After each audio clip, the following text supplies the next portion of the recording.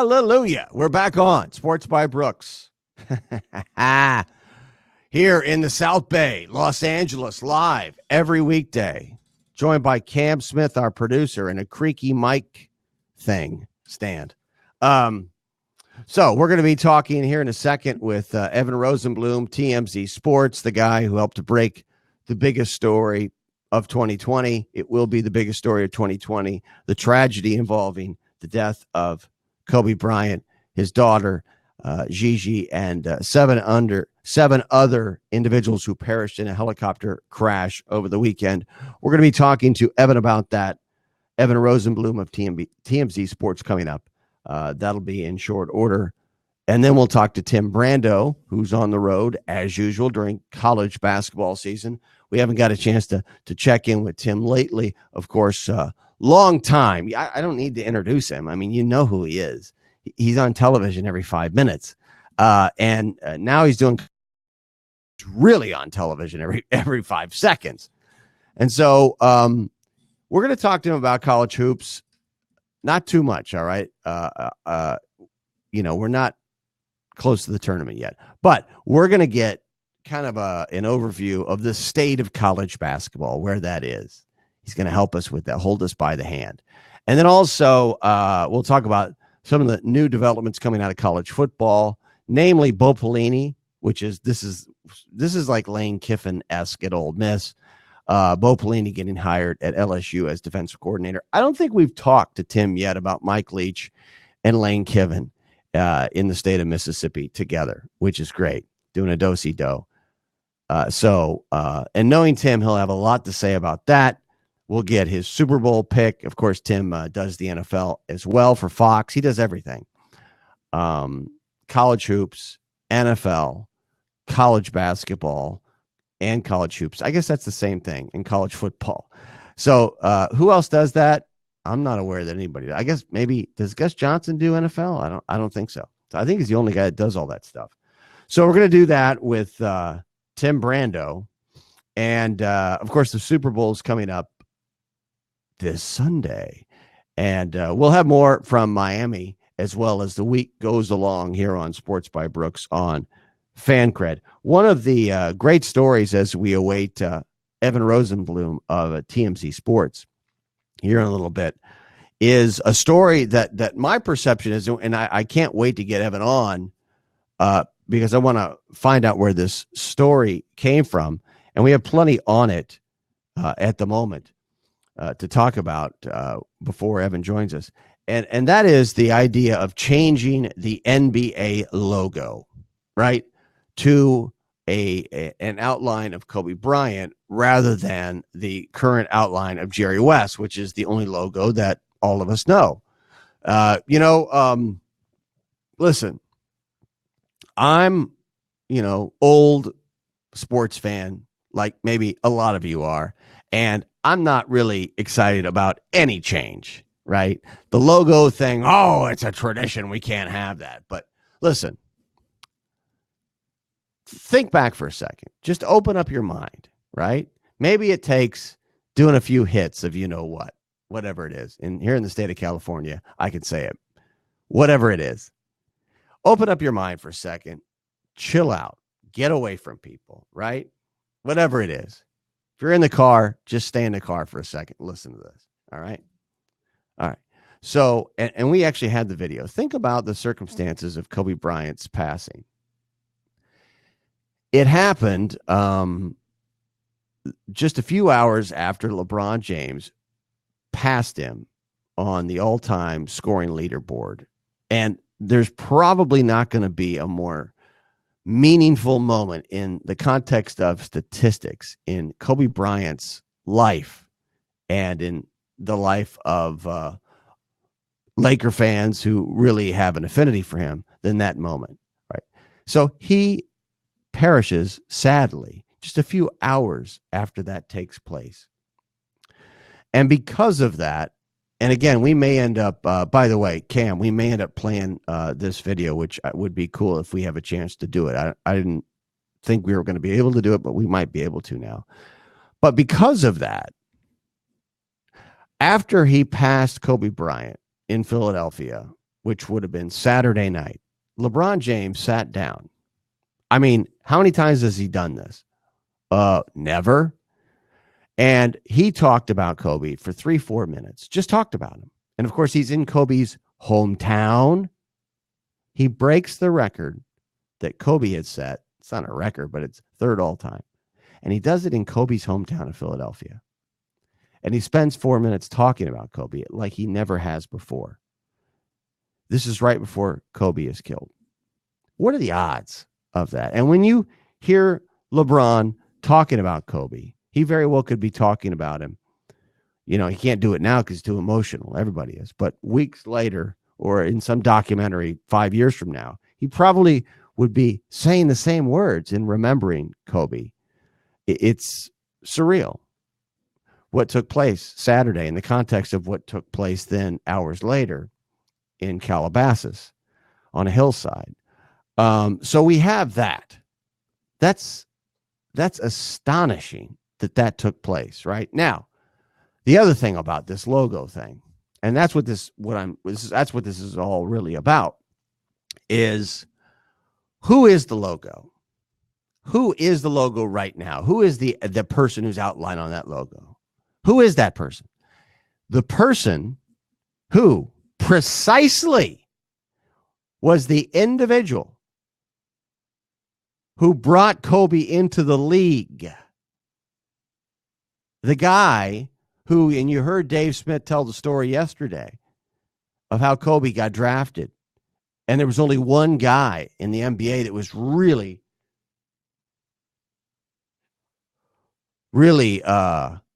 by the way, Cam, I just got a text from our guy, and let me send you his number over here. Let me do that. Because I think we might have, this is probably on my end here. Let's see. I'm going to type this number in for you, Cam. It's because I probably screwed this up. All right. Here we go. 207. Oops. All right. There we go. Let's make sure I got that right. Knowing me, I'm sure I screwed that up. So, so that's his number, by the way, Cam, if I messed it up, which I probably did. So, and I just got a text from him saying that he's ready to come on. So, so think about this. You've got the guy that brought Kobe into the league, Jerry West, right? What are the odds of that? The very guy we're talking about, Kobe replacing on the logo, is the guy that was the one guy that believed in him enough to draft him where he drafted him, or traded for him in the context of the NBA draft, having Charlotte draft Kobe and then the immediate trade to the Lakers, right, for Vlade Divac. What are the odds of that? I mean, you know, you hear people talk about the proof that God exists and there's supernatural out there, and that's great. But it seems like the people that are always talking about things like that, they always seem to be inside a building in which they're asking you for money. You know, outside of those buildings, outside of those television broadcasts, you never really hear about it. So, I want to bring this up to Evan because I think it's really a remarkable thing when you think about a story that they've really been following. So Evan Rosenblum of TMZ Sports joins us. And of course, he was a big part of breaking the story about the Kobe Bryant passing, along with his daughter and others. Evan, I really appreciate it, man. Thanks so much for joining us. Anything for you, Brooks. What's going on? But, you know, it's amazing. And we're going to talk about the process of breaking the story and what the very latest on this is. But I was just talking about this. We were talking about the NBA logo, and you guys have really been following this story and out front as you always are. And think about this, though. Think about the person who's, and maybe you've already pointed this out. You may have already written this for all I know, but the one person out there who is most responsible for Kobe being with the Lakers, being in the NBA in the position that he was in at a very early age, who believed in him enough to that extent, is the guy that Kobe would replace on the logo, Jerry West. I mean, what's the odds of that? And one other thing, and I know you've probably seen this video, but LeBron James, what are the odds that unfortunately Kobe passes just hours after LeBron James in front of a massed media, probably for the only time in his career after a game, or maybe once, twice, three times, sat down and just talked about Kobe for 4 minutes in his hometown? Yeah. Right. So to me, it's almost like the stars are aligning. But talk about this story, the logo story, whatever your thoughts are on it, and how it germinated.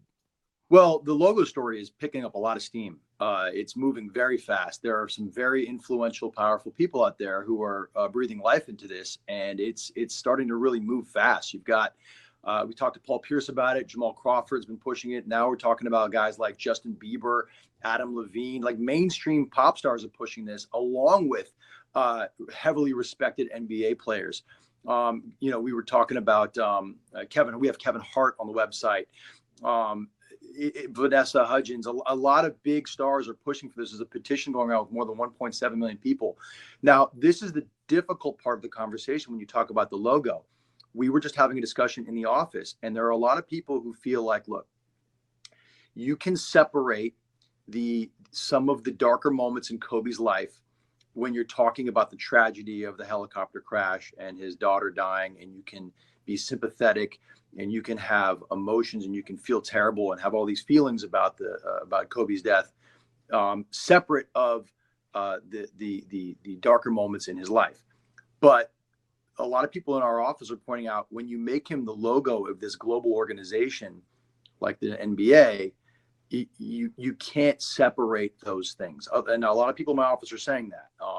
They're saying that if you really want to have a serious discussion about making Kobe Bryant the logo for the NBA, you have to address that. And I got to be honest with you, like, the more I think about that, I think that there's a lot of credibility to that conversation. Let me just say, go ahead.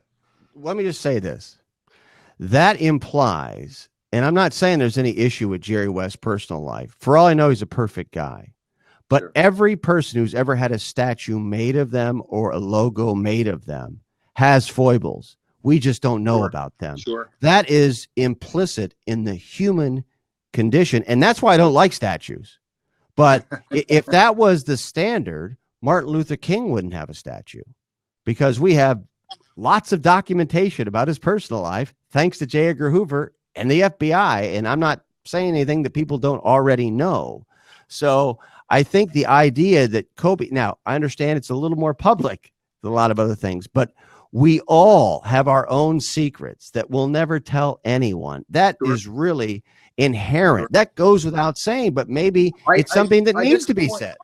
Yeah, I guess the point of bringing that up, though, is just to say, like, not everybody is falling. There's a loud movement for Kobe being the mascot, but I think that there is a significant group of people that feel like this should be addressed if he's going to be the logo for the league. Look, I don't want to take away from the gravity of the tragedy of the situation and how horrible it is, just as when you look at a man who, and his daughter and all the other people on that helicopter and the families that have been torn apart, and all of the good that Kobe did in his life, and all of the wonderful things that he's done, and the inspiration that he's been to so many people. And he championed women's sports, and he's done so much for charity and all this stuff. But that is a thing that was, that incident in Colorado, and the way it was covered was a massive event that was covered internationally. And a lot of people remember that and have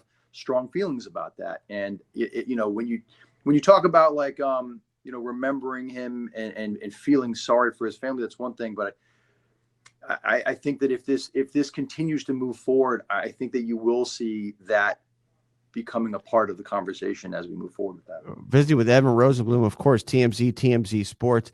And one last thing, and we're all kind of thinking the same thing here. Jerry West, okay?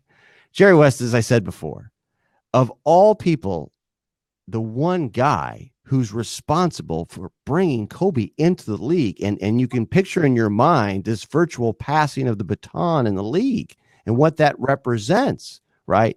What about going to Jerry West? You don't want to put the guy in the spot, but is that a scenario that might or might not play out? Maybe with a TMZ where you guys go, is Jerry West over here? Has that entered your mind? He's been very cool with us when we've talked to him in the past, and we'll ask him. We were asking a lot of people, and we'll ask him. And as soon as we speak with him, you'll see it on the website. I promise. Outstanding, man. You guys are the best. And we're visiting with Evan Rosenblum, of course, TMZ Sports. Take us through the situation on Sunday. What was that day like for you? Hectic. It was crazy. On a professional standpoint, on a personal standpoint, it was very emotional. I mean, we're not machines here. When Harvey got a tip from a credible law enforcement person that this happened, and he called me up, and you only have a couple of seconds to process it before you realize, okay, you got to go to work and start working the story, like a journalist. And I think I responded to him. I was like, you got to be kidding me. And he was like, no, we focus. And I'm like, okay. Like, you have to pull yourself together really quickly. So we started making phone calls right away. And, we've got a lot of strong relationships that we've built over the years with not only law enforcement, but people in Kobe's team close to him.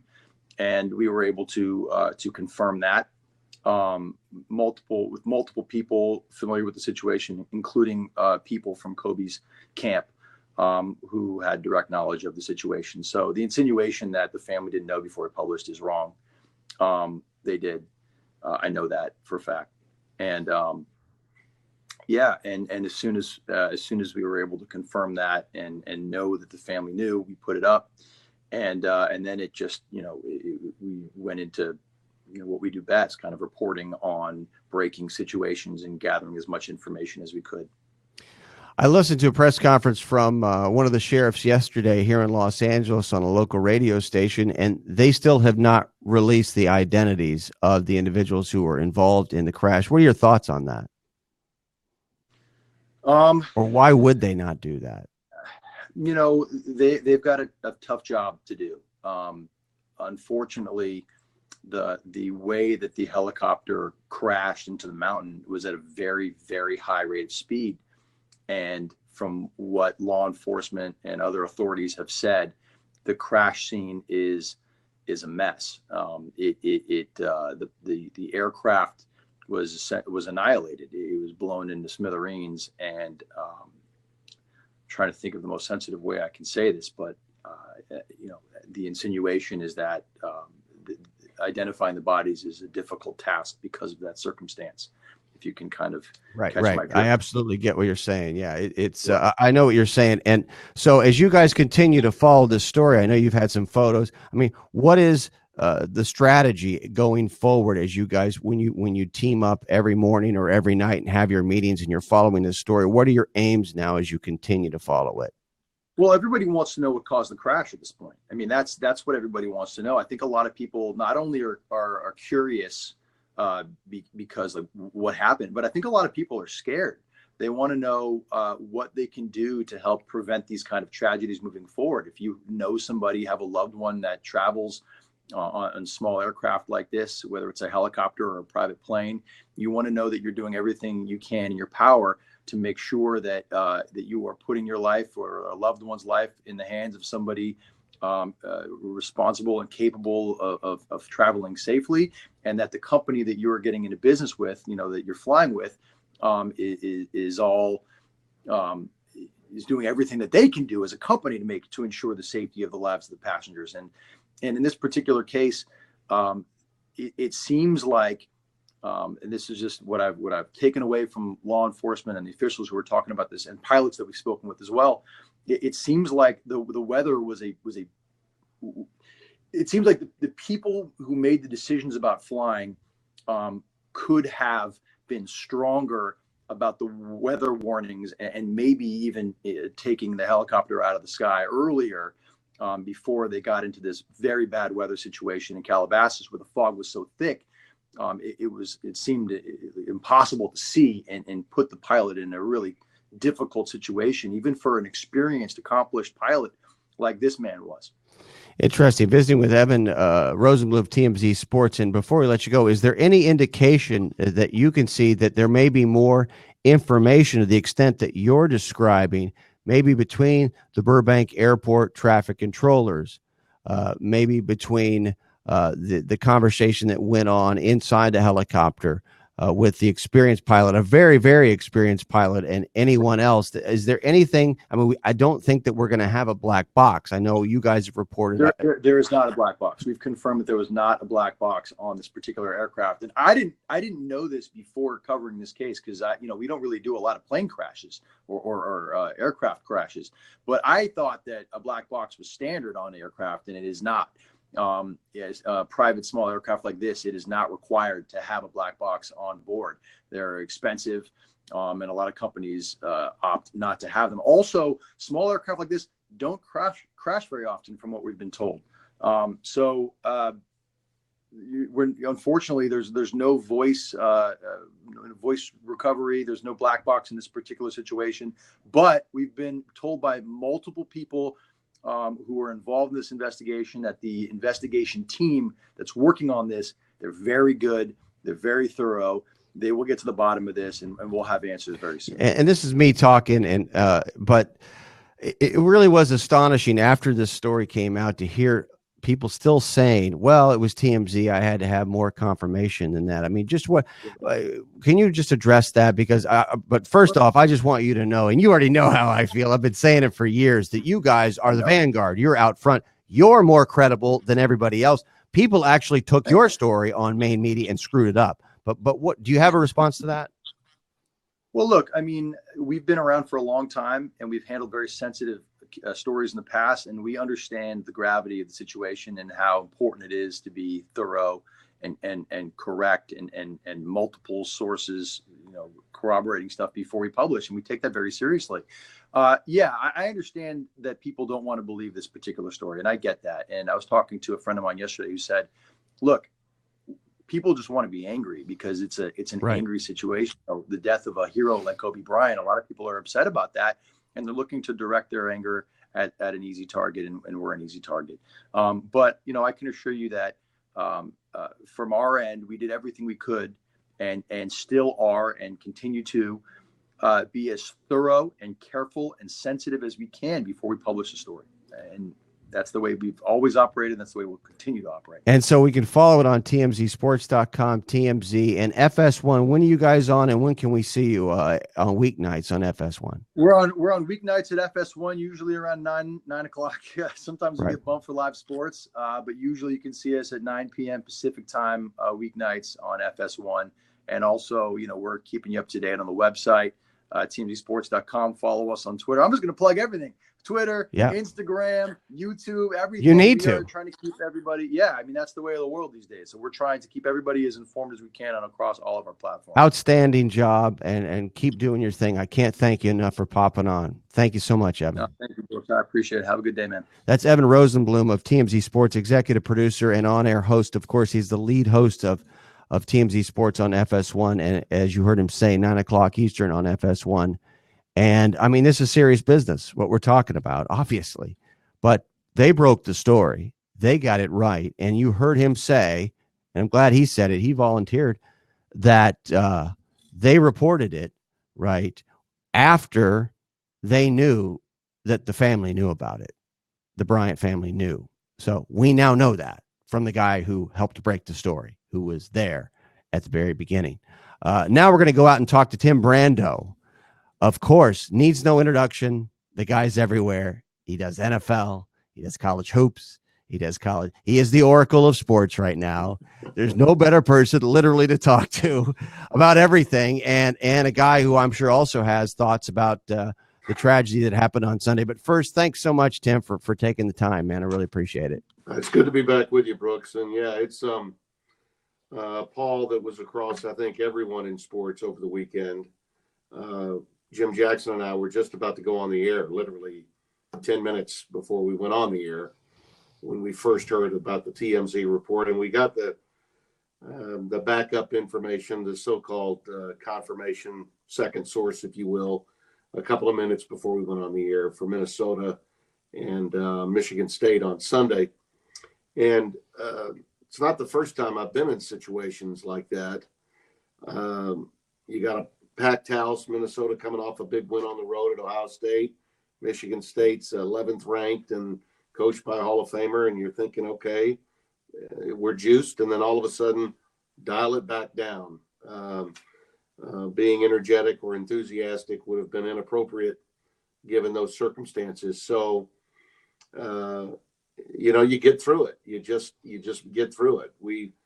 I think I may have told you this in prior appearances on your show. Spencer Tillman and I once did a football game at Oklahoma State when a lady, I guess that was bipolar, decided to go through barricades and mow down about 3 people at a homecoming parade.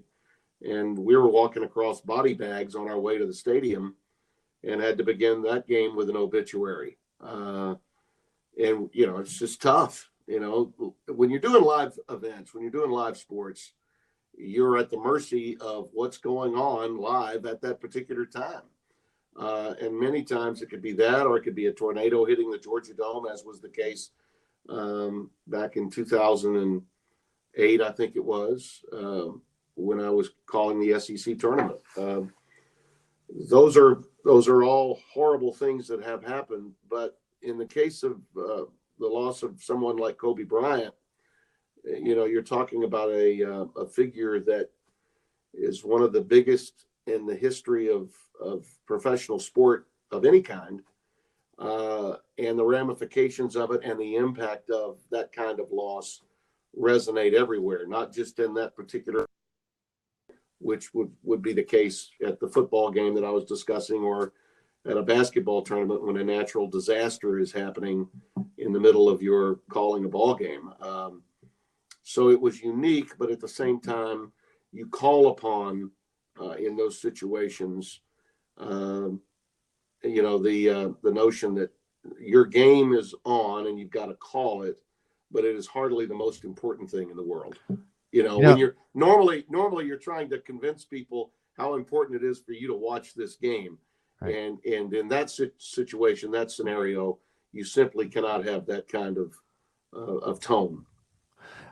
I'm always the guy that's always looking for bedrocks societally. I'm just kind of, it's bred into me. Like, why is this vast response taking place? And I look at this, and then I look in the context of my life, the span of my life, 52 years.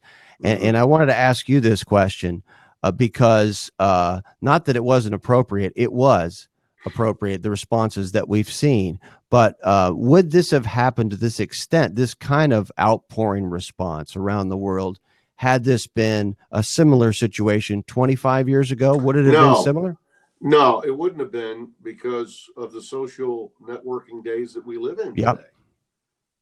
This is the first, I really believe, the first major loss of a so-called larger-than-life sports figure suddenly since, the Twitter age began, if you think about it. And even Michael Jackson, he wasn't sudden. That was something that was ongoing. Yeah, right. It wasn't as sudden. Right. No, and I don't think that people were necessarily even then getting their news via Twitter the way they get their news now via Twitter, or that media types. And by the way, there's the advent of Twitter only enabled media to go out and get their sources as fast as they can to get credit for breaking the story, even though it's on that platform and not the platform they work for. They still represent the media businesses that they represent, but they are using the device, the platform of Twitter, to get credit for breaking the story. I will say this, because I know you just had Evan on before I came on. The moment I heard this from our producer, and we were going to wait on a second source, I immediately turned. And Jim Jackson, of course, was a teammate of Kobe's in 2006 with the Lakers, so he was very emotional, and I really felt for him. I didn't know Kobe, and because he didn't play college ball, I never really met him. So yeah, I'm aware of him. I was one of those guys that had a radio show at times that was critical of him during his earlier days. And of course, you know how I felt about and still do feel about the NBA. So, I mean, he was kind of a villain. Let's face it, he was kind of a villainous figure. I yeah, mean, yeah, we were, yeah, yeah. right. You Actually, weren't alone. to some extent, LeBron actually became the villain and took Kobe off the, Right. the number one Out of the target spotlight. Right. for a lot of people. But as I said, and I tweeted, he clearly, like so many of us, he aged gracefully. And when we have children and we become parents, and particularly, I know I've got girls, and now I've got grandkids from my girls. It changes you, and hopefully for the better. And clearly, in his case, it did. Someone asked me the other night, well, you were very, yes, I was critical. And at the time, I felt that I had cause to be critical. But again, we all change. The only thing that doesn't change in life is change. And hopefully we all evolve, and he certainly did. But to go back to that particular point, the producer says we're waiting on a second. Confirmation of besides TM. I said, and I turned to Jim and I said, well, TMZ's never wrong, Right. on these issues. Something's breaking, and TMZ is cutting in and saying, I can't remember the last time that I remember ever saying, well, gee, they messed that up. Yeah. You can scoff and make fun of their sort of tabloid approach, if you will, but who in the marketplace now in media isn't to some extent tabloid? Harvey Levin's company has done a really good job of getting it right more oftentimes than not, especially when it's breaking news. So, yeah, we're visiting with Tim Brando, of course, Fox Sports, and talking about the Kobe Bryant thing and the aftermath of it. I want to talk a little bit, the last thing for me on Kobe is what's really beautiful about it, in a sense, to come out of this, it's a tragic beauty, if you will, is my lasting memory. I've got so many basketball things in my head, so many scenarios, so many things that have played out, that it all kind of runs together. What I'm going to remember is that amazing about Kobe particularly, and I know I will, is that I don't know if you've seen it, but the video of him and his daughter, it's really hard to watch. It's only about 10 seconds, but he's at a Brooklyn Nets game, and this is last week, and they're on the bench or they're at courtside, and he's talking to Gigi, who's 13 years old, and he's explaining something, and she finishes his sentence. If you run it back.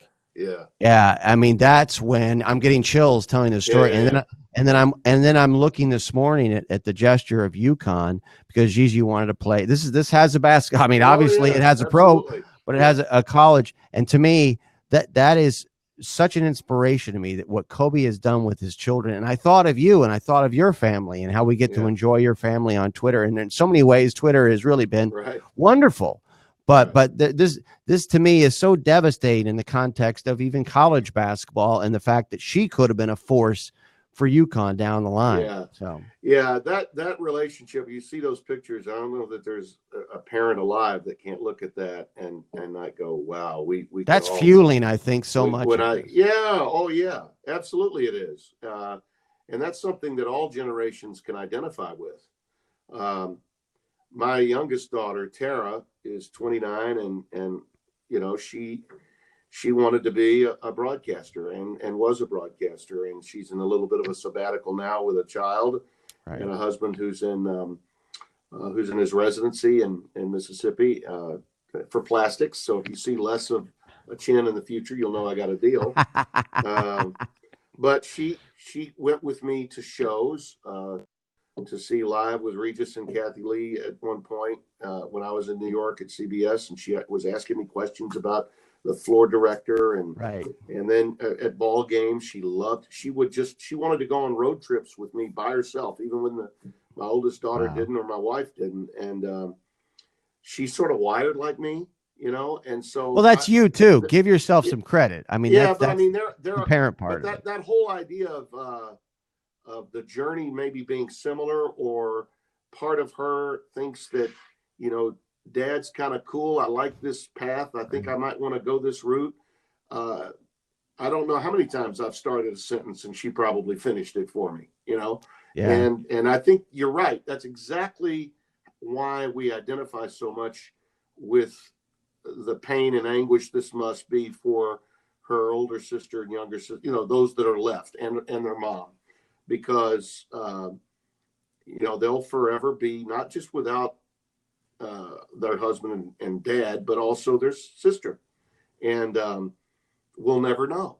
And Right. that's just a very painful reality that I immediately said, and I'm sure you did too. How many times have you seen it from other people? Go hug your kids right now. And, Boy, and this remind is yourself, this really is as big a moment that you could have, I think, Yeah, in it terms is. of a public moment. Yeah.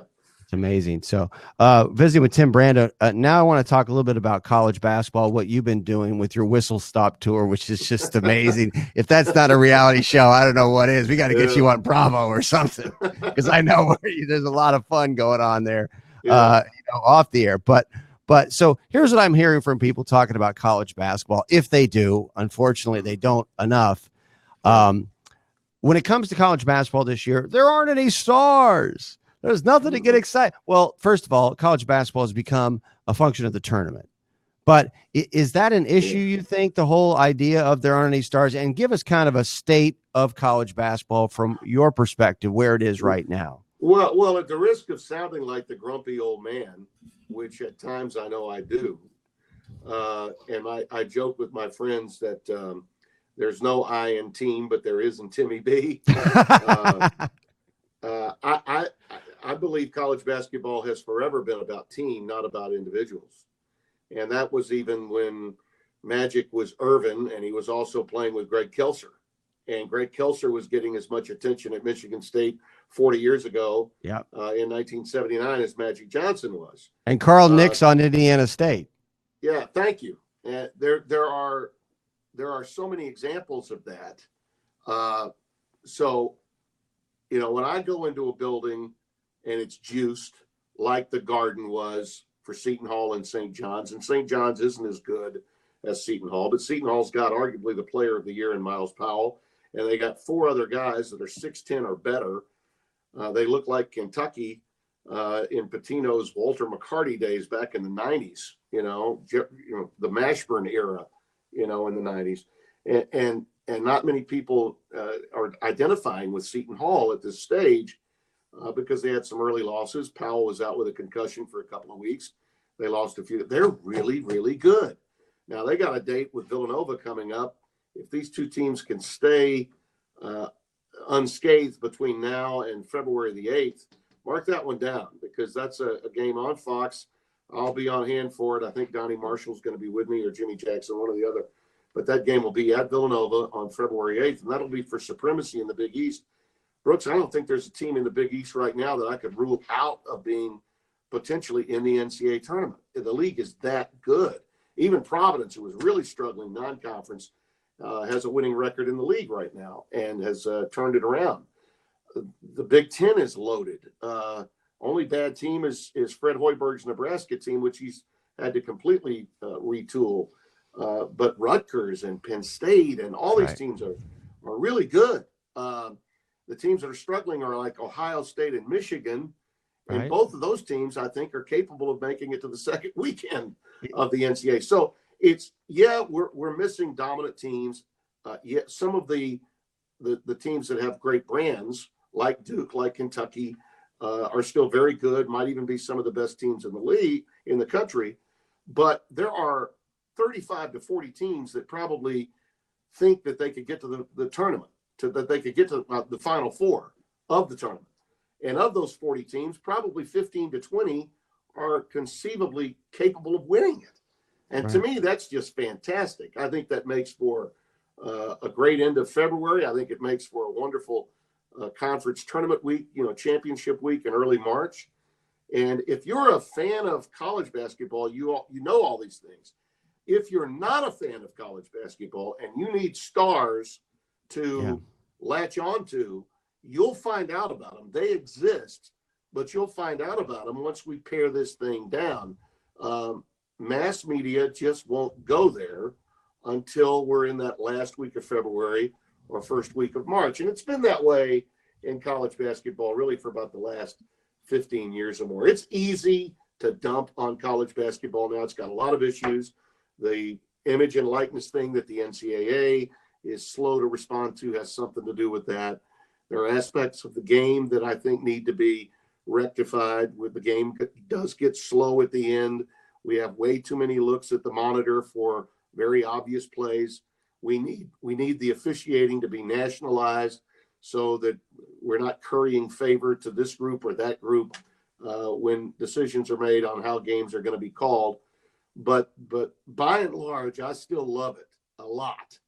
And I will forever be a mouthpiece for it, because I do think game in and game out in the regular season at these locations on campuses, human floor burns. Kids are giving their all, and they're not playing at half speed because they got to play the next night, which is the case in the league with the Shield.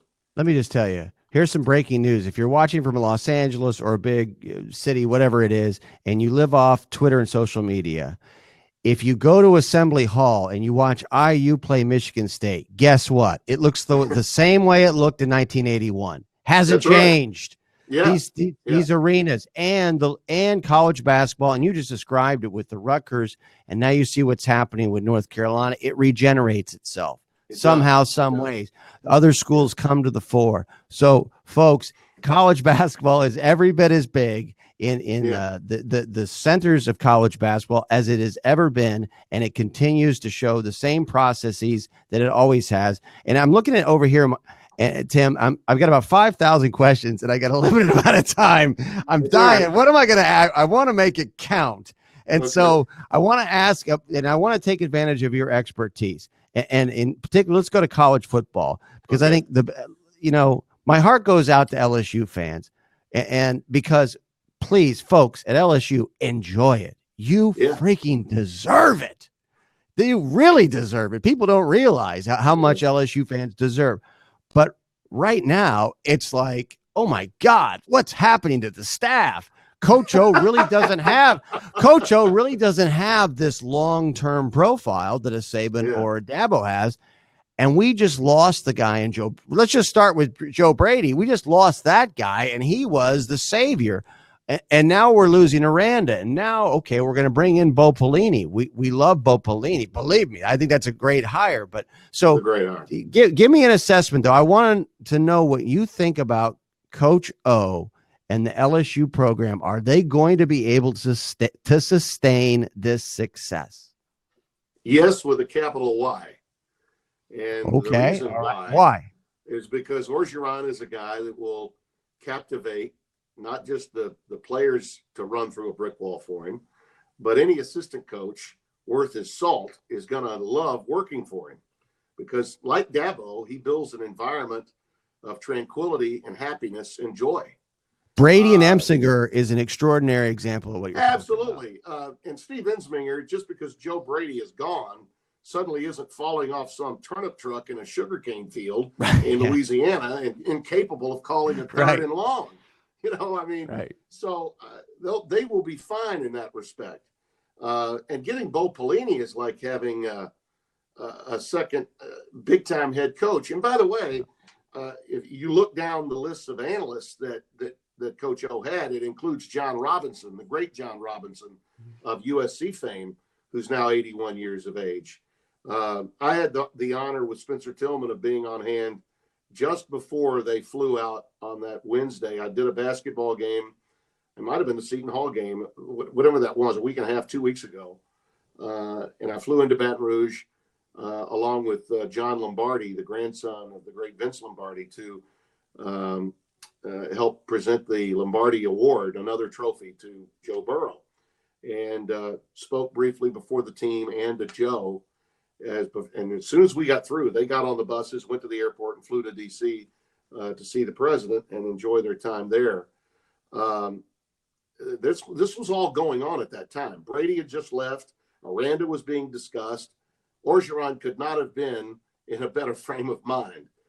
He knows how things are. He's got a guy that's coaching his defensive line, Bill Johnson, that is 65 years young, was working with the Saints, and got a Super Bowl there. Only man to have played and coached as a state champion, NFL Super Bowl champion, and national champion as an assistant coach in the state of Louisiana. Bill is, devout to him. Bill actually helped get his first crack at a strength and conditioning job at Arkansas when he left McNeese State years and years ago. Right. He's surrounded himself with people that he trusts, and even those that he interviews that maybe he doesn't have as much of a relationship with. If you're going to work for him, you're going to have to be his friend. He's going to have to be. This is all about joy and friendship and spending time together. And the environment is very much like Dabo's. He lost a number of guys all at once, but he kind of knew this was happening. I don't think Aranda is an issue. I don't think Aranda is. Yeah, he was prepared for this. And Orgeron is a quality CEO. And look, I think the major concern is, and what's fueling this, is the world we live in today. You can't enjoy anything anymore. It's as if game's over. Okay, now what? Now what? I feel like I have to tweet that out to LSU fans. Yeah, just enjoy. Listen, they're around me. I go home and I hear it. Okay. I live in North Louisiana and I'm down in South Louisiana, and I'm telling these people, these friends, and so many of them are good-hearted, warm Cajun folk, but I'm telling them, remember how you felt about before he became the head coach? Yeah. I said, well, did he work out? Yeah, he did. I said, well, he's still the same now that he was then. I'm sure he'll be able to take care of this. Yeah. The Brennan kid is going to be, I think, really good as the quarterback next year. I think there has been some concern that, well, how good really will he be? Well, Joe Burrow he's a generational quarterback. We don't know how great he will be next year, but I guarantee you this, there's no way that LSU's approach or the level of personnel is going to be anything but better by virtue of what they did this year, next year. Will there be some, when you lose members of your staff, will there be some growing pains along the way? Sure. But I think that there's no doubt that Ed Orgeron has a pretty good handle on all of this. And you know what? The fact that he got that new deal, I want to applaud LSU for doing this. Jumping on and giving him a 7-year, $42 million deal to get that number up where it needed to be. For the first time in this guy's career, every game is not a referendum on whether he can be a head coach. And think about that. I think that throughout this season even, there were doubting Thomases saying, well, the defense isn't that good. And, he's got a generational quarterback. And, but when is it going to – what about Alabama? Could he still beat Alabama at Alabama? So it's been a referendum on his career every time out. Now he's got the stability. And all that's going to do, Brooks, is turn a great recruiter into a better recruiter and a program that I think will be sustaining success, just like Alabama has, not just for the short, but also for the long term. I'm going to get your Super Bowl pick in a second, but Mike Leach, just got to ask you, to me, listen, we're going to find out now about Mike Leach. Mike has his chance. This is it. Right. And so what happens? Well, first off, I never thought an SEC school would pull the trigger on. Nor did I. Under any circumstances did I believe that an SEC school would do this. But think about it for just a second, Brooks. If an Ole Miss player doesn't hike up his leg in an end zone, during the Egg Bowl, we wouldn't see we wouldn't see a coaching change at Ole Miss. That's why I love you. You're freaking honest. That's true.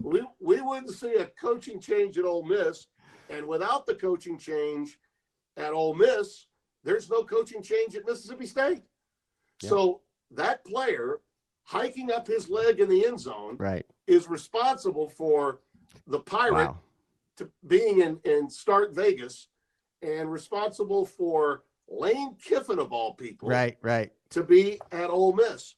And we just turned the SEC West into an even more enjoyable foray next year, with those two characters coming into the schools that very condescendingly through the years, all the big name schools, the Georgias, the LSU, the Alabamas, and the Auburns, they'd always say, well, you know, those Mississippi schools. Well, guess what? Those Mississippi schools just got really, really interesting and are going to be making headlines with two, I think, outstanding coaches. And I never thought Lane Kiffin would wind up at Ole Miss, but Leach at Mississippi State. And that's a destination. That could be destination for him. Oh my God.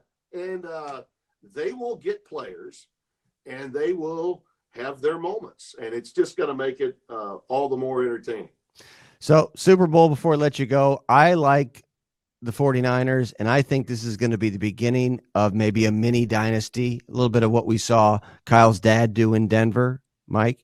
I think this is the beginning. So I like the 49ers. What say you, Tim? I think that my head would say the 49ers. Okay, so I'm sort of leaning with you based on the defense, especially what they've also been able to do on the ground to balance things out. I mean, when Jimmy G only has to throw the ball a half dozen times, you know, in one half's play to win a game going away, the way they did the NFC title game, that tells you a little something. But, you know, I'm one of those that would like to see the Kansas City Chiefs get it done. Tell me, I'm from Kansas City. Tell me about it. I know. Maybe this is your defense mechanism. It is. It's a reverse jinx. That's got to be what it is. That's what it is. It's like I'm going to lay money on the Niners, so if I lose and I'm heartbroken, I still get some cash. Right. Yeah, I hear you. Dr. Brando with the diagnosis, right? There you go. Dr. Howard, Dr. Fine, Dr. Brando. I'm going to help you. But no, see, I think Mahomes, here's the issue the Niners are going to have. Bracketing. And when I say bracketing, we talked many times about rush lanes. And what do? Bosa is incredible coming off the edge, but Mahomes, if you surrender your leverage with certain paths that you're taking to try to get to the quarterback, Mahomes can absolutely bury you once he breaks contain. And so I think there's going to be enough dynamic plays. And part of this is because I want it to happen. You know, I'm an Andy Reid guy. I think Andy deserves this. It would be probably one of the most, for all of the popularity of Ed Orgeron's national championship, because it was Ed. Yeah. And so many people knew him, loved him. People had doubted whether he could ever get it done. That's a great comparison overall. I think Andy Reid is a very similar story. Yeah. There's not one coach in college football that I know that has a negative thing to say about Ed Orgeron. There's also not an NFL coach that I've ever come in contact with that had a negative thing to say about Andy Reid. So it would be as popular a coaching victory for Andy Reid to win the Super Bowl as it was for Ed Orgeron to win the national championship. So I'm going to go with the Chiefs. Dr. Brando is here to make you feel better, Brooks. And put some money in our pocket because you lost the following book. I'm calling my guys down at the Beau Rivage in Biloxi, Mississippi. Oh yeah, but you are the absolute best, man. I really, really appreciate it. Enjoy yourself out there on the road. Thanks, man. I'll be up on Fox on Saturday with Seton Hall and Xavier. Going to do a little ACC tilt tonight, Clemson and Syracuse. So that's outstanding, by the way. That's outstanding. Great game. It beats the alternative. Yeah, being busy, right? Yeah, absolutely. Thanks again, Tim. That's Tim Brando. Needs no introduction. I don't even need to tell you what's going on because he's on television. You turn on television, there he is. There's no escaping. And that's the way it should be because the guy's the gold standard. He is. He just is. Sorry. And he has been for a long time. And he used to do a national talk show for years and years and years. And that's how we got to know each other initially. And man, this has just been a joy on Fancred, visiting with him and stretching things out, loosening things up where you have some time and we don't have to worry about necessarily breaks, formatics. That's what's so beautiful about what we're doing here, Sports by Brooks on Fancred. So we want to thank also in that vein, Evan Rosenblum, TMZ Sports, who helped, as you heard him say earlier, break the tragic story of Kobe Bryant and his daughter and 7 others perishing in that horrific helicopter crash on Sunday, but he gave us some additional insight, which included the fact that he knew for a fact when they put the story out initially that Kobe's family already knew what had happened. And so as far as I know, that's the first confirmation, Cam. I think that is the first confirmation of that information. So we really appreciate Evan being available to us on what is probably the busiest day, or one of the most busy days of the year at TMZ. And so we're going to be, I just got word, we're going to be visiting with some folks in Miami at the Super Bowl tomorrow.